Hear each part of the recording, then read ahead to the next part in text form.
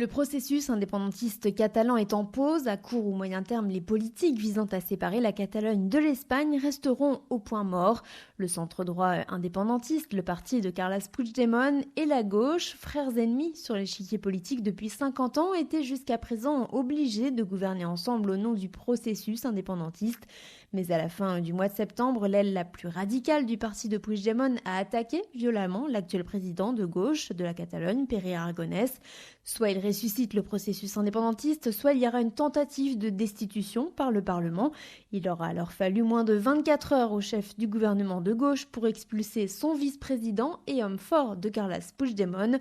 En représailles, la droite indépendantiste a voté la sortie immédiate de tous les ministres du gouvernement régional. De fait, le président de gauche a perdu le week-end dernier la moitié de son exécutif qu'il a dû remplacer en urgence avec uniquement des membres de son parti. La coalition indépendantiste est morte et enterrée car tous les nouveaux ministres catalans nommés sont loin d'être des indépendantistes. Le président Aragonès veut désormais incarner une feuille de route progressiste et pas forcément souverainiste. Un gouvernement de gauche catalane fragile, en sursis, car il est très isolé au Parlement de Catalogne. Le président Aragonès ne peut compter que sur les 33 parlementaires de son parti dans un hémicycle de 135 sièges. La gauche catalane tente un rapprochement avec les radicaux de Podemos et les socialistes qui ne sont ni l'un ni l'autre indépendantistes. Pour le moment, aucun de ces deux partis ne veut sceller d'accord avec Aragonès au motif que le président porte encore sur lui les traces du processus indépendantiste. Les bases du parti d'Aragonès ne voient pas non plus d'un très bon œil le parti socialiste qui est accusé de ne pas avoir suffisamment exprimé son soutien lorsque les leaders catalans étaient emprisonnés. Le premier objectif de Pere Aragonès sera donc de faire approuver les budgets qui seront présentés au Parlement régional dans les jours qui viennent. En cas de ratage, des élections anticipées que réclament tous les partis de l'opposition seront encore plus proches.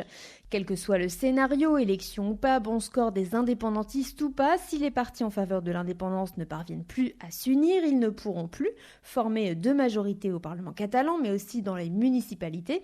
Ils ne pourront plus non plus peser nationalement. Or, les élections municipales, c'est en mai prochain et les législatives fin 2023. L'autre problème, c'est que ni la gauche indépendantiste d'Aragonès ni le centre droit de Carles Puigdemont n'ont de plan pour la suite. L'un semble désormais donner la priorité aux mesures sociales dans un contexte d'inflation galopante. L'autre se contente de s'opposer. Le mouvement a besoin d'un nouveau souffle et de nouveaux leaders. Après la déclaration d'indépendance, la grande majorité des cadres ont été frappés de longues peines d'inéligibilité et peu de nouveaux visages émergent.